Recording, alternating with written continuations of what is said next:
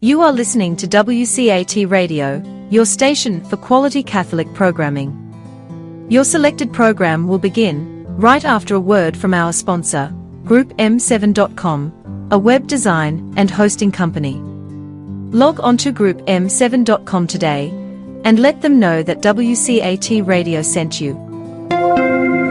You know, my finest childhood memories was the Saturday morning movies for about 4 bits each. My brother and I could split a Coke and a big box of popcorn and watch movies about Tarzan, Jane, and their Amazon River adventures. Well, maybe that's where Jeff Bezos took his name. His Amazon.com is now the largest online retailer in the world. I'm Michael Malfood with Group M7, the oldest and largest website design firm in East Texas. And here's my point, and as usual, it's a good one. If your website is modern and up-to-date, mobile and search engine friendly, it matters not whether you sell a product or provide information about your goods and services, your sales justifiably will increase just like theirs. The world uses the internet. We can improve your website and your email. Look at our giant portfolio at GroupM7.com. Since 1995, there's only one web and there's only one group, and it's us. It's Group M7.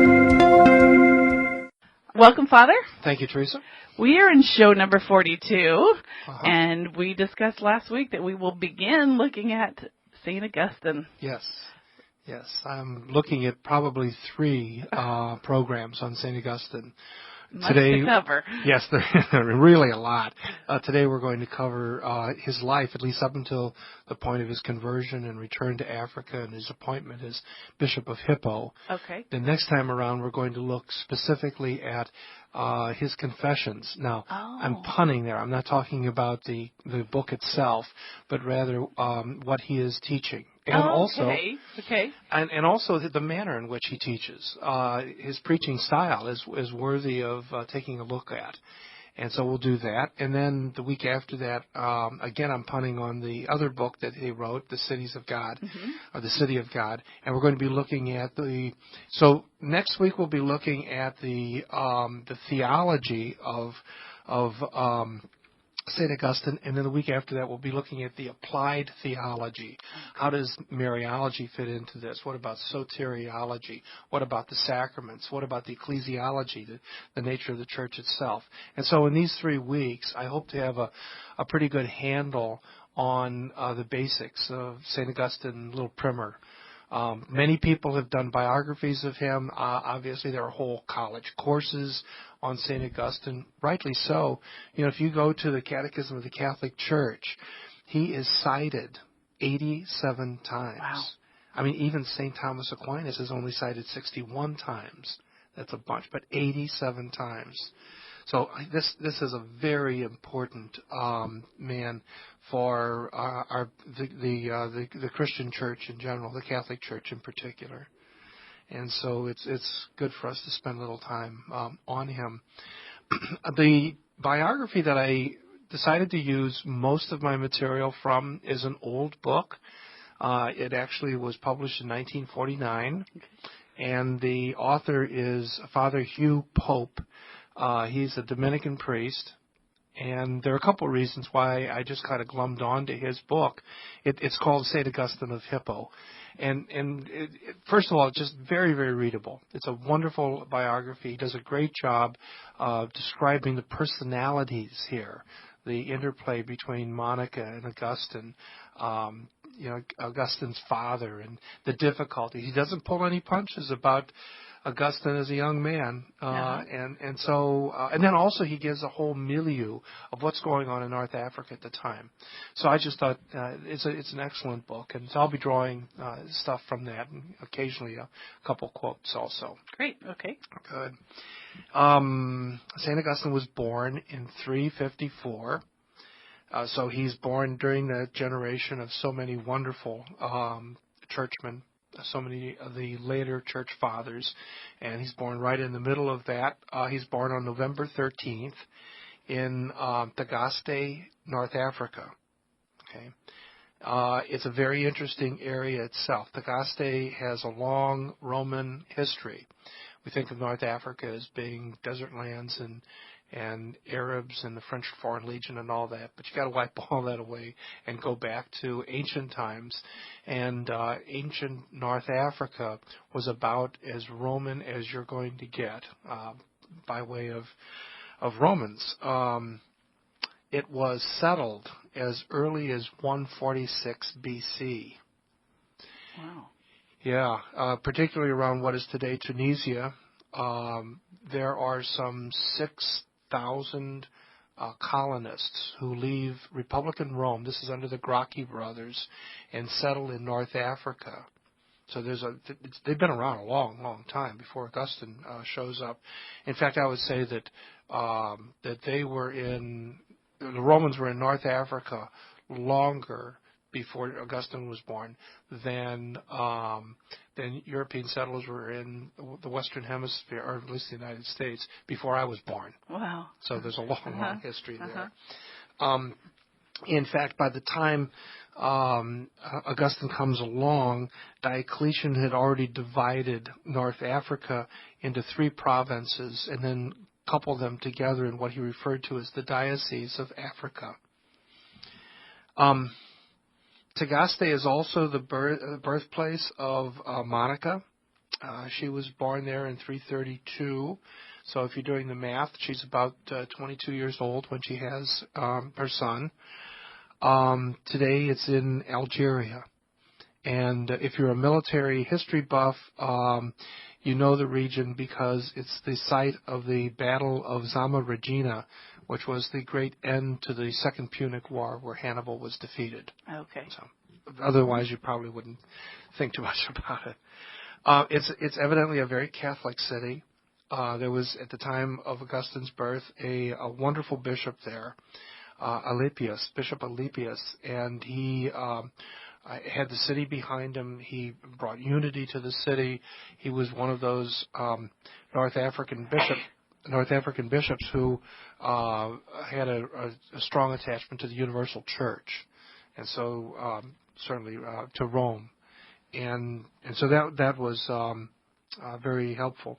The first bishop of Tagaste, I'm assuming this was his baptismal name, but the name was Firmus, Firmus,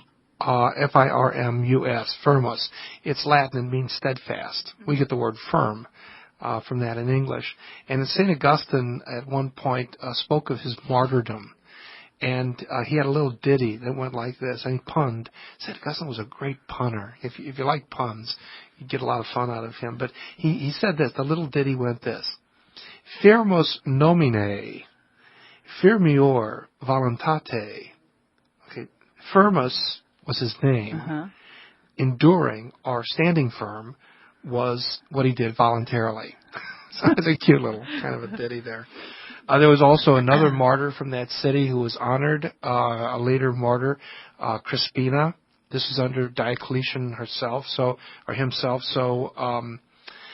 you have some examples then early on of martyrs, early martyrs and then later martyrs in the city itself, and these added a certain strength to the church, obviously. To have these martyrs in their own midst. North Africa is very interesting. It was a mix of people and cultures and ideas, and it was a hierarchical society. That's just the way it was. The top order was made up of what was referred to as Romans, although they didn't necessarily come from Rome. They were Latins, for sure. They were made up of the governing class of officials and military. And so they're pretty much the shakers and movers of society. And directly below them, but still pretty high up, was another group that was referred to as the coloni. That is to say, the colonists. And these are, by and large, army retirees. We've seen these all over the place in the ancient world, right? Right. You know, The Antioch, island, right, and, huh? you know, the islands. You have Cyprus and Crete, and Corinth was full of these coloni. And so the same thing is also true with Tagaste. It's a nice place to retire too. I mean, if you would put in your years and at the age of 47 retire from the Roman army, you got all the money that had been put in over that time. So you got a nice retirement. You got a piece of land and a house the government buys for you, and they say, you know, basically, where would you like to retire to? Let's see now. Let's see, northern Germany, where it's rainy and cold all the time, or North Africa, where it's balmy and you got the beaches. Well, you know, yeah. And so that's the second group there. Then there's another group which are merchants. And these merchants are based ethnically, interestingly enough. And the wealthiest and the most important merchants are Greeks. Now, they may or may not be from Greece, but they are Greek speakers. And then just slightly below that group are the Jewish merchants. So you have Greeks, then Jews, and then below that are Arab merchants. It's a little artificial to create these three classes within a class, but it's based on commerce, it's based on culture, and the three groups actually are in competition with each other. So they're taking business from each other. They're also dealing with each other. So it's an interesting sort of a thing. But they're doing pretty well for themselves.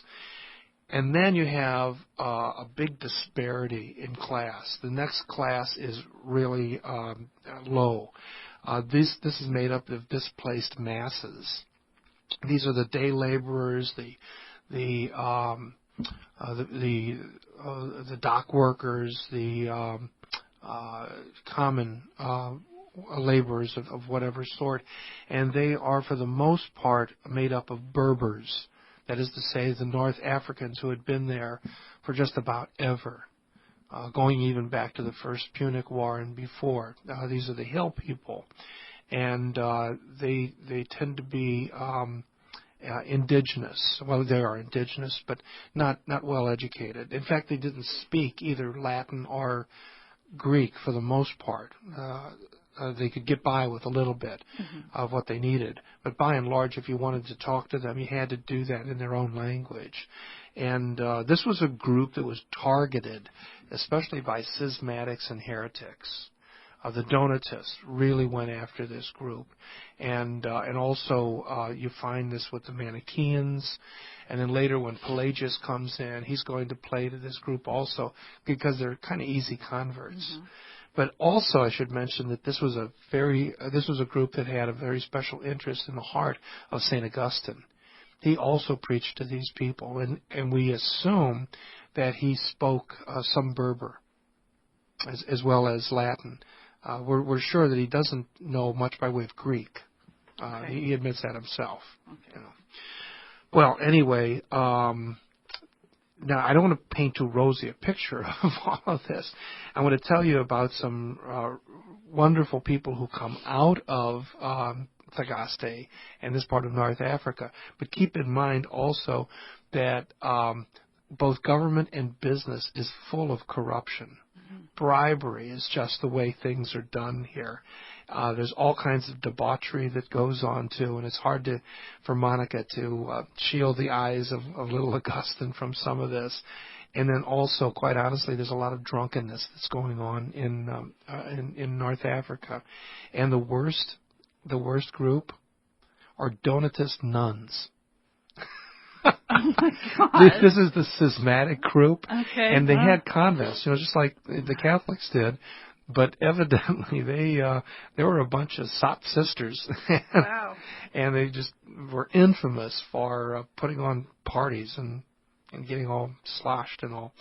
Anyway, I guess it takes a Donatist. Well, it doesn't take a Donatist, but there it is. And there are some other individuals who come out of this area, besides the saints that we've just mentioned, who are phenomenal and important to society and to literature. One of those is the playwright Terence. His name is Publicus Terentius Afer, but we know him as Terence, and very well known. Was born around 150 B.C., and so he's sort of the favorite son of that region.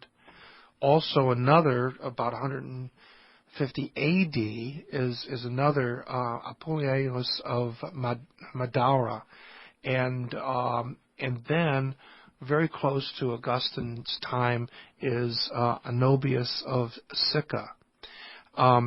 He dies in 327. He is an anti-Christian writer. He's very critical of. Remember, this is the time when Christianity now has been legalized and is beginning to spread, and there is a real reaction of pagans against them. Julian the Apostate, of course, is the best example, but there are others who are writing against Christianity, and Anobius is one of those. He has a student who he hopes is going to continue on his anti-Christian diatribes. His name is Lactantius. Now, you might remember that name, because this was the historian who was in Nicomedia at the time of the beginning of the persecution by Diocletian, and he's the one who had been in contact with Christian slaves and servants in the household of Diocletian, and he gave us the whole story, the inside story of how the persecution began. Remember him? Yes. And I said that he was a Christian historian. Well, he was. And no sooner had Anobius died, he studies Christianity again as a critic, turns around and he's converted by his studies. So you have then this great historian, Lactantius. He also becomes the tutor of Constantine's son, Crispus. So quite an important character. Also coming from that area is Tertullian himself, Saint Cyprian of Carthage, Marius Victorinus, who is a proconsul and a rhetoric professor. And rhetoric is going to be very important in the studies that are going there. And then also Saint Optatus, who is also besides being a saint, and I believe he was a deacon, archdeacon that was raised to be a bishop. I think this is the same Optatus. But anyway, he's a writer against Donatism. So there's a real love for study and for rhetoric, a long tradition of that. And so when St. Augustine comes along, he's going to find that it's sort of in the water. And so if we start looking specifically at Augustine himself as a boy, one of the things we find right away is that he has a bunch of friends. He's got this little bevy of close friends of his. They play together and grow up together. But at the same time, he has a very uneasy home life, and we know a lot about those. One of his closest friends, and from schoolboy days, is a fellow by the name of Alypius. Okay? We're going to see him a little bit later on. Ultimately, Alypius will convert to Christianity along with Augustine, and when they return to Africa, he's going to be made the bishop of Tagaste. Okay?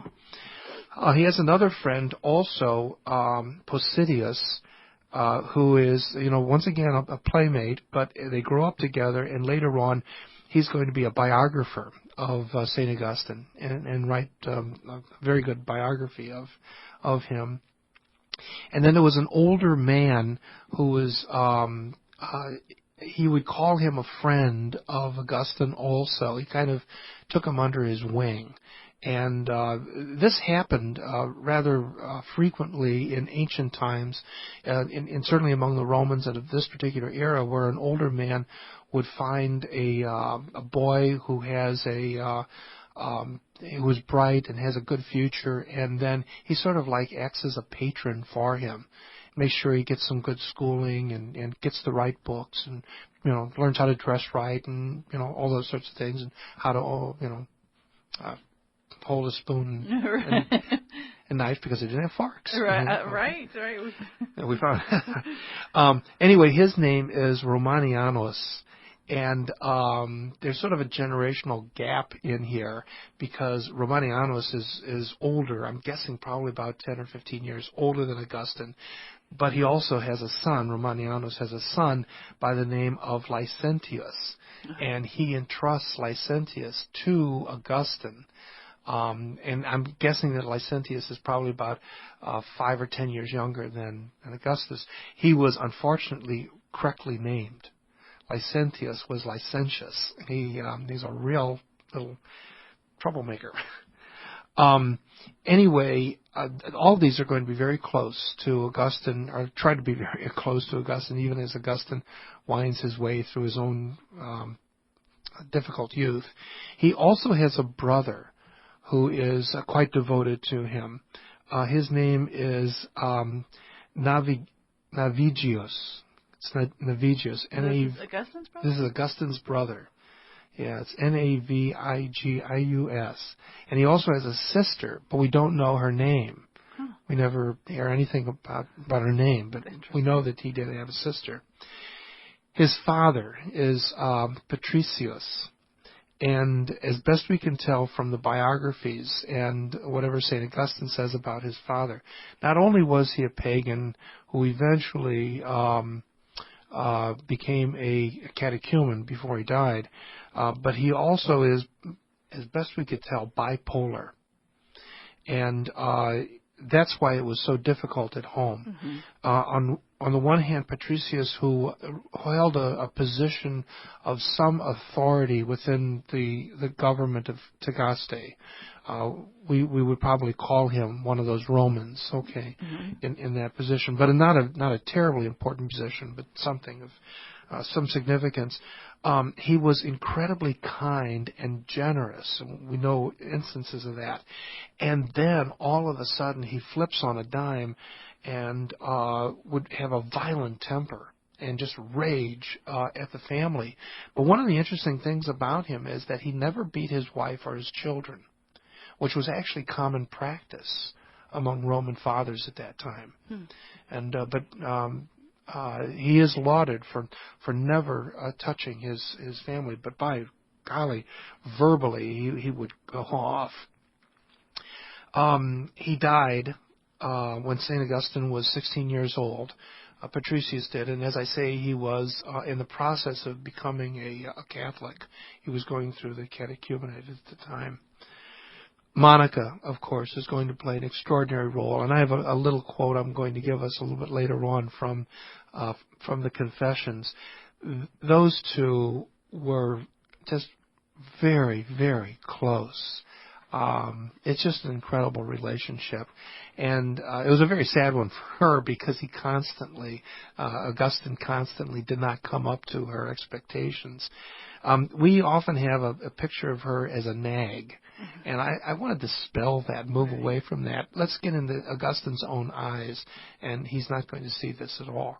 If she's a nag, it's not to her family, it's to God. Mm-hmm.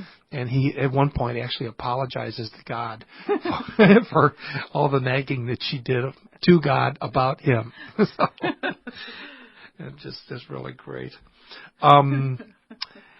Before Patricius died, Augustine was sent away to school, and there's a little academy at Madaura, and he hated it passionately. It was just absolutely terrible. It's about 20 miles away from Tagaste, so he wouldn't see his family very often. He's just a young boy at this time. He leaves behind his friends, his playmates, everything else, and he goes off to this school where he doesn't know anybody. But he knows that if he steps out of line in any possible way, he's going to get flogged. They just beat kids, which is, again, common practice. But he wasn't used to that. Mm-hmm. And so he ended up with a nervous stomach and couldn't keep food down. And ultimately, he was returned then to Tagaste. Then he's sent on to Carthage. That's the big city, and that was a terrible mistake. He's 16 years old, and he's being sent off to this university town. And I mean, it's more like Fort Lauderdale during spring vacation. Right. It's the North African Mediterranean atmosphere. There's lots of food and drinking and other stuff going on. And he's 16 years old. That's right. Too much temptation for a 16-year-old. Oh yeah. Mm-hmm. And within 2 years, we find out that he's fathered a child. Don't know the name of the wife, or not wife, the girlfriend. She stays with him for a number of years. He's evidently monogamous, at least with that. But anyway, the boy's name is Adeodatus, and Augustine says he died rather young as a teenager also.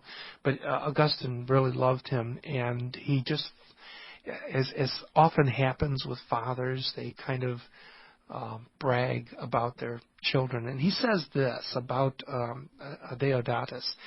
He says, "In him there is naught of me save my sin." Oh. And what he's saying is that this kid is so bright. He's so gifted. He's,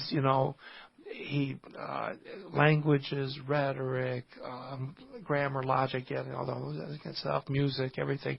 And Augustine is, being very humble here by saying that I don't have nearly the talent that Adeodatus has. Well, gee, come on. That was true. Right, yeah. Well, it's also during that time that he found himself dabbling with heresy. Mm-hmm. And, of course, that's that Manichaean period of his life. As best we can tell, he toyed with it for almost 9 years while he was in Carthage. He never got beyond the introductory level, so he never got into the inner circles of the Manichees. But he remained as what is known as an auditor. So he would attend their sessions and all. But he was much more in love with literature than anything else. Once he got studying, he fell absolutely in love with the literary form of especially Cicero. And when he read Cicero's Hortensius, that was it. That was the love of his life. So even more than his girlfriend, even more than Manichaeanism, even more than his friends, and certainly even more than his church, because by this time he stopped going to church. Mm-hmm. And he fell away from the Catholic Church. We know through his own admission that he dabbled in astrology, but when it came to divinization, he backed away from that. So he's not going to play with witchcraft and stuff. But he was doing a lot of experimenting with a lot of stuff. One of the ways that he was able to pay for all of this, because Monica was not supporting him at this point, and his father had died, and so he taught in a school for 1 year in Tagaste. He returns to Tagaste. It had to be a huge heartbreak for his mother. He's coming back and he's teaching in a school right in the same city that she's in. And he's not going to church. He's got this son. He's got this girlfriend. Oh, boy, Right. It's enough to break a mother's heart. Yes, exactly. And then after 1 year, he gets another offer to go back to Carthage, this time to teach rhetoric. And so he does. And because of that, he takes on airs. He becomes a snob. Mm-hmm. So not only is he a pagan, but he's also a snob. Mm-hmm. And he admits that later on. Mm-hmm. Well, he wallows in that for 8 years, teaching rhetoric in Carthage. And as time went on, Augustine admits that he really comes to hate his students. And the reason for that is they were a bunch of snobbish pagans. Mm-hmm. Just like him. Right, right. And so he resolved to leave and make his mark in the world. I'm better than this. I can do better than this. And so in 384, at the age of 30 years old, he moves to Rome. He tells his mother he's leaving. and this is a huge shock. And at this point, she decides she's going to go with him. Now, I'd like to read you a little section from the Confessions itself, in which he describes how this takes place. And I'll admit that the translation I'm using is difficult for 21st century readers or listeners. But I'm going to knock back off on that. I'm going to take this translation for a couple reasons. First of all, I paid a lot of money for this book. And that's part of it. But even more so, I found among the various translations of the Confessions, many of them flow much more easily, and they're easier for us to read. And I would recommend, if you want to read Confessions, to read one of those. You'll get to the bottom of what Augustine is saying a lot easier than through something stilted like this. But the other side of it is the way in which this translator plays with words and puns is very much the same way that Augustine does this as he wrote the original Confession in Latin. Okay. I'm not a great Latin scholar by any means, but you can find the Confessions online in Latin, and just to take sections of it and read it and watch the way in which he plays with words. And uses opposites and oppositions and all this. He definitely is a teacher of rhetoric, and he does it so well. I'd like to just go ahead and pull this one out, and then I'll stop as I'm reading through and just make a couple observations. Okay. Okay, so there they are, and they're at the seacoast, and he's trying to figure out how to dump his mom. Okay. And he says this: "But why I went hence and went hither, thou knowest, O God. Yet showest it neither to me nor to my mother, who grievously bewailed my journey and followed me as far as the sea. But I deceived her, holding me by force, that neither she might keep me back nor go with me. And I feigned that I had a friend whom I could not leave till he had a fair wind to sail. And I lied to my mother, and such a mother, and escaped. For this also hast thou mercifully forgiven me, preserving me, thus full of execrable defilement, from the waters of the sea for the waters of thy grace." Isn't that beautiful? Yes. And remember now, the whole of the confession is actually a monologue. He's praying to God. We, as the readers, are just listening in to his prayer. Mm-hmm. So that's why that thou and all is to God. "Whereby, when I was cleansed, the streams of my mother's eyes should be dried, with which for me she daily watered the ground under her face. And yet, refusing to return without me, I scarcely persuaded her to stay that night in a place hard by our ship, where was an oratory in memory of the blessed Cyprian. That night I privily departed, but she was not behind in weeping and prayer. And what, O God, was she with so many tears asking of thee, but that thou wouldst not suffer me to sail? But thou, in the depths of thy counsels, and hearing the main point of her desire, regardest not what she then asked, that thou might make me even what she ever asked." So God is not going to listen to Monica's prayers for this little thing so that something even greater is going to come about. This tells us an awful lot of Augustine's relationship with God and the power of prayer, right. The deeper power of prayer. "The wind blew and swelled our sails and withdrew the shore from our sight. And she on the morrow was there frantic with sorrow, and with complaints and groans filled thine ears, who didst then disregard them, whilst through my desire thou wert hurrying me to end all desire." Through my desire. Okay, I'm getting my way. and you're going to bring to an end. By allowing this to happen, you're going to actually make it happen faster, that I'm going to end all desire. And the earthly part of her affection to me was chastened by the allotted scourge of sorrows. This line. Oh. For she loved my being with her, as mothers do, but much more than many. And she knew not how great joy thou wert about to work for her out of my absence. Isn't that gorgeous? That is beautiful. It is. I mean, Shakespeare couldn't say that. No, I agree. Yeah, it is. And it says what a relationship he has with his mother. And he realizes that, and he wants to be with her, but he doesn't want to be with her. But he's going to be with her in a much greater way, and God, in his infinite wisdom, is working all of this out for the betterment of everybody. So he leaves behind St. Monica at the shrine of St. Cyprian.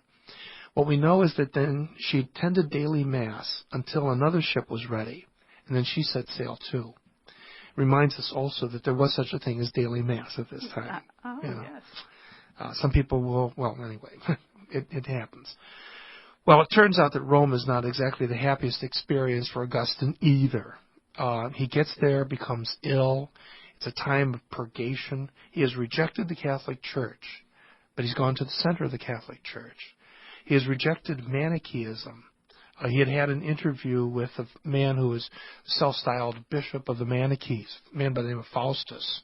And he talked to Faustus, asked him questions, and in the end, this is a professor of rhetoric in Augustine, and he realized that this guy was just talking circles. There wasn't anything to this. And so now he's rejected that. He gets there.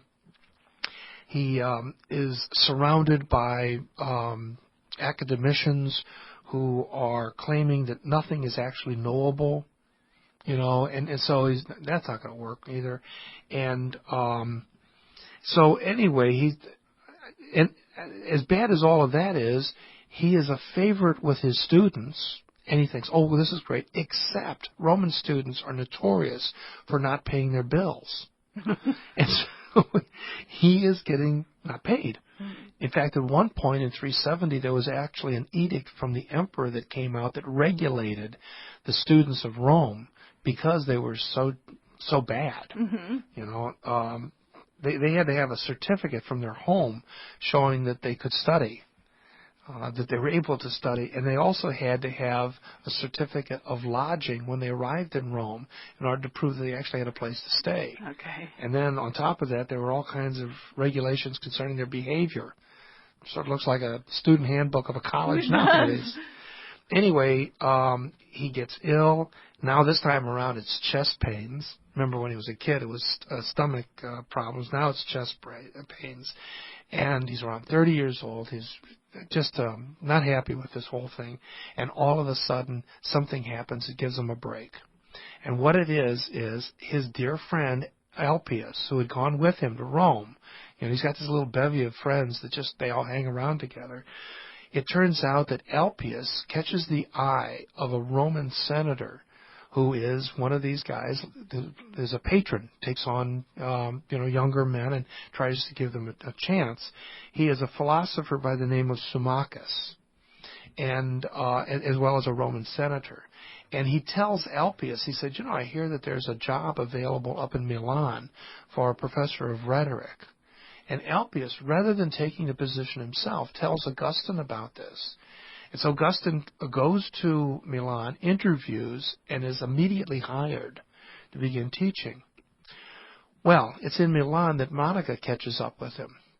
This is in 385. And she moves to Milan, settles in near him. They strike up their friendship of mother and son again. And she is, how can I say this? She's conniving. She's getting her little finger in there. We'll work our ways in. Yeah, she does. And ultimately, she befriends the nameless girlfriend of Augustine. And I guess basically tells her, girlie, you're wasting your life. My son's not going to marry you. He's got too many irons in the fire, and you're all you are is a common law wife. Don't you want to be something better than that? And she finally persuades the nameless girlfriend of Augustine that yes, she does. And so what happens is she discovers she has a vocation to the sisterhood. Oh my gosh! And she leaves Augustine and Adeodatus and goes back to North Africa and enters into a convent, a Catholic convent. Wow. And so that's the last that we hear of her. Now, biographers will take different points of view. I've come across one biographer who is very cynical on this and says that the reason why Monica did this, getting rid of the gal, was in order to arrange a wealthy marriage, something becoming for her son. But there's no good evidence on that. That's reading into the story.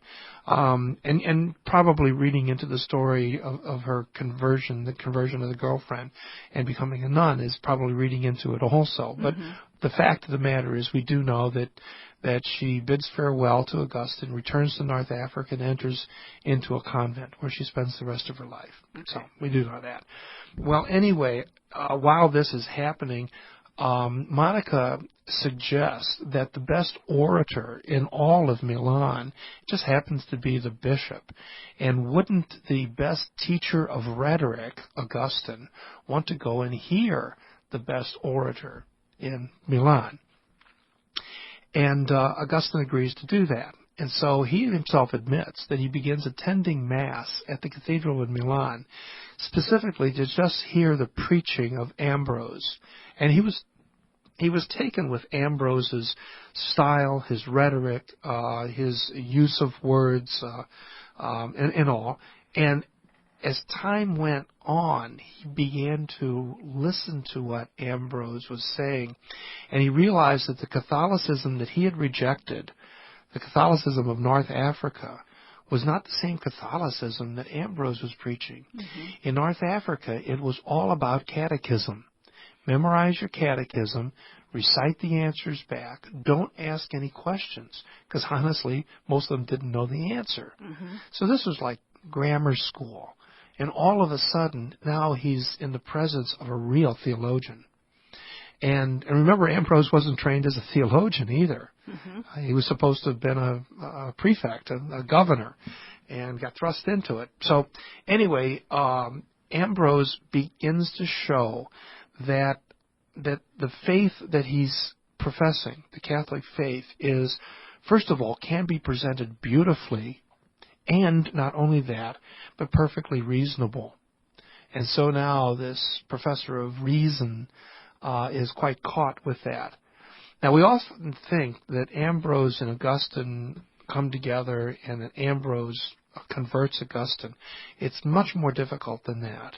Augustine is taken in with the rhetoric and with the persuasiveness of the reasonableness of the faith. He's going along there.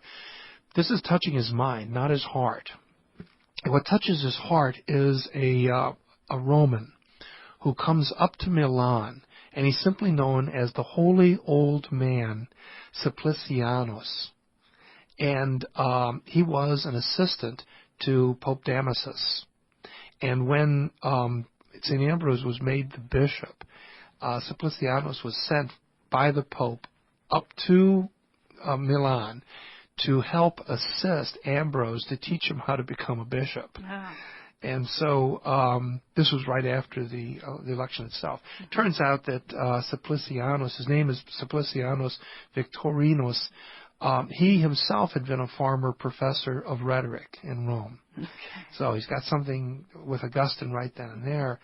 And the two of them strike up a friendship. Now, Augustine's, he's in his early 30s. Simplicianus is probably in his 60s.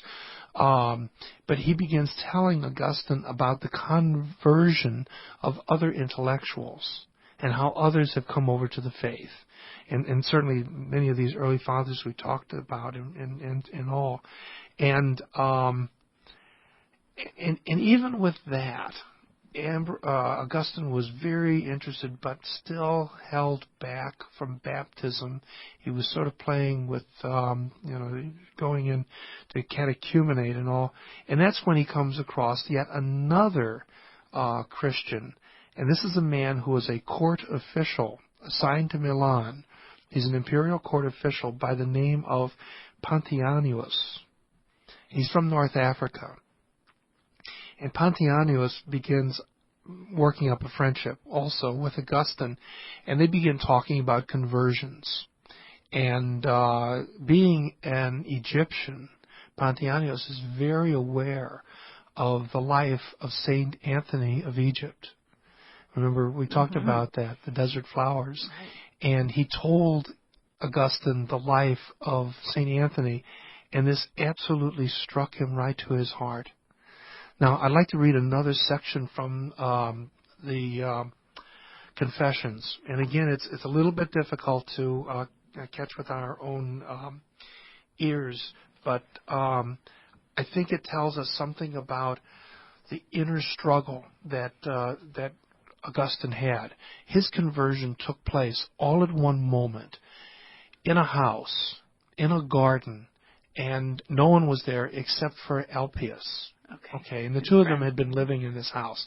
But here's his own words, and I just want you to get a sense of the internal struggle that this young man is going through. Right.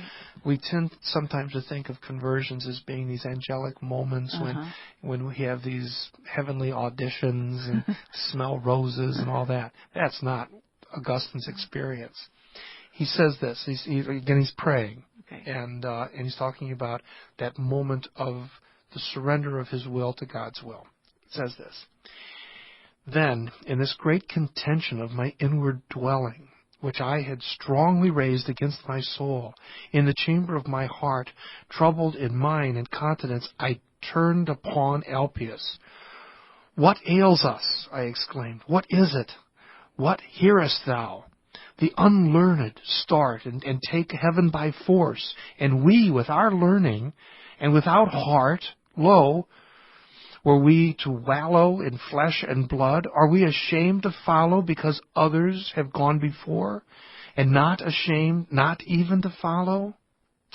Some such words I uttered, and my fever of mind tore me away from him, while he, gazing on me in astonishment, kept silence. For it was not my wanton tone, and my forehead and cheeks, my eyes, color, tone of voice, spake my mind more than the words I uttered. A little garden there was to our lodging, which we had use of, as of the whole house, for the master of the house, our host, was not living there. And thither had the tumult of my breast hurried me, where no man might hither, the hot contention therein I had engaged with myself, until it should end as thou knewest. I knewest not. Only I was healthily distracted and dying to live, knowing what evil thing I was, and not knowing what good thing I was shortly to become. I retired then to the garden, and Appius on my steps.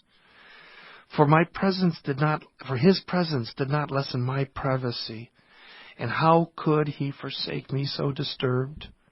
We sat down, as far removed as might be from the house. I was troubled in spirit, most vehemently indignant that I entered not into thy will and covenant, O my God, which all my bones cried out unto me to enter, and praised it to the skies.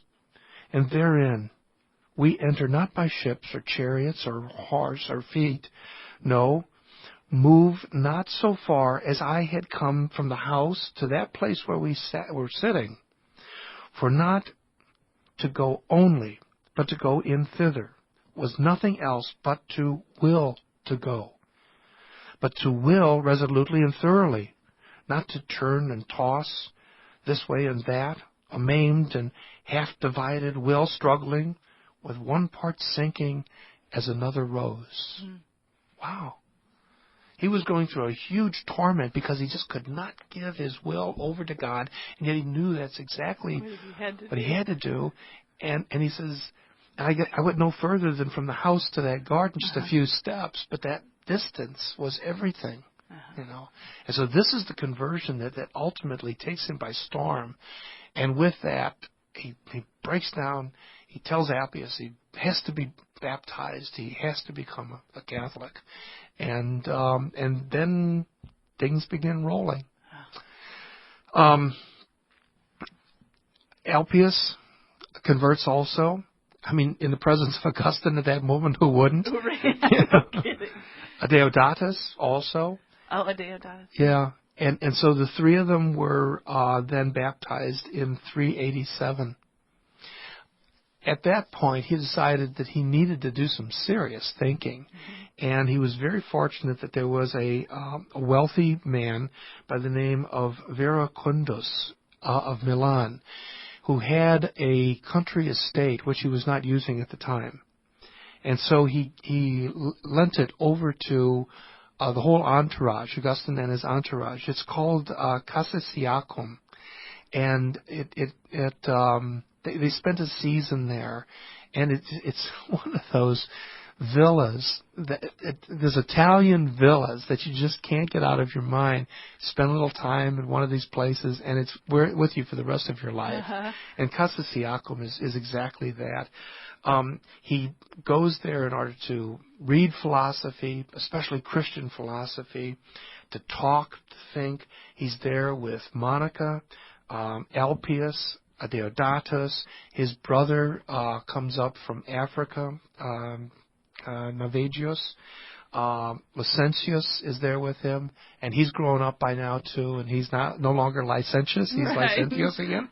There were 4 others that were with him, and they also had scribes who were there in the rooms taking notes while they simply philosophized.